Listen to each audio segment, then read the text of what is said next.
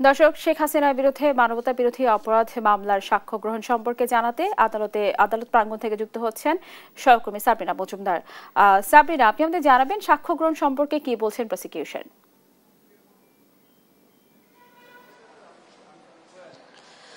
স্নেহা, গেল বছরের জুলাই আগস্টে সাবেক প্রধানমন্ত্রী শেখ হাসিনা, স্বরাষ্ট্রমন্ত্রী আসাদুজ্জামান খান কামাল এবং সাবেক আইজিপি চৌধুরী আব্দুল আল মামুনের বিরুদ্ধে যে মামলাটি হয়েছিল ট্রাইব্যুনালে, সেই মামলারই কিন্তু সাক্ষ্য চলমান রয়েছে এবং সেই প্রেক্ষিতেই কিন্তু আজকে এনসিপির আহ্বায়ক নাহিদ ইসলাম এবং সাংবাদিক আমার দেশ সম্পাদক ও সাংবাদিক মাহমুদুর রহমানের আজকে সাক্ষ্য দিতে আসার কথা ছিল ট্রাইব্যুনালে। সেটি আসলে আমাদেরকে জানিয়েছেন প্রসিকিউটর গাজী এমএইচ তাবিব।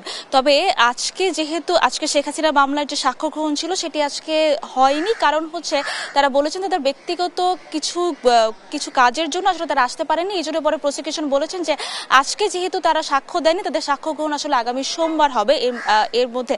তবে এই যে দুজনের যে সাক্ষ্য গ্রহণ, সেই সাক্ষ্য গ্রহণ সম্পর্কে আমরা প্রসিকিউটরকে জিজ্ঞেস করেছিলাম যে এই সাক্ষ্য গ্রহণ আসলে গুরুত্বপূর্ণ কেন। তিনি বলেছেন যে এই দুজনের যে সাক্ষ্য গ্রহণ, শেখ হাসিনা মামলায় আসলে তারকা সাক্ষ্য হিসেবে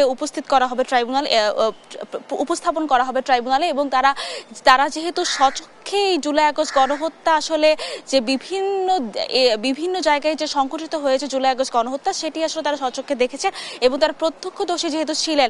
এবং যেখানে আমাদের পত্রিকার সম্পাদক মাহমুদুর রহমান, তিনি যেহেতু গত 15 বছরের শাসনামলেরও বিভিন্ন তথ্য আসলে শেখ হাসিনার বিরুদ্ধে আসলে ট্রাইব্যুনালে উপস্থাপন করবেন, এটি আসলে আমাদের জানানো হয়েছে। এবং সেই সাথে আমরা আরেকটি বিষয় জানিয়ে দিতে চাই যে এই পর্যন্ত কিন্তু 45 জনের সাক্ষ্য আসলে শেষ হয়েছে শেখ হাসিনা সহ 3 জনের বিরুদ্ধে। এবং সেই সাথে এই যে সাক্ষ্য গ্রহণে সেখানে কিন্তু প্রতিনিয়তই আসলে নতুন নতুন তথ্য আসলে উঠে আসছে যে শেখ হাসিনা আসলে জুলাই আগস্ট গণহত্যার সময় আসলে হাসপাতালে কিভাবে কি হয়েছিল, কি নির্দেশ দেওয়া হয়েছিল এবং কিভাবে আসলে গণহত্যাগুলো চালানো হয়েছে।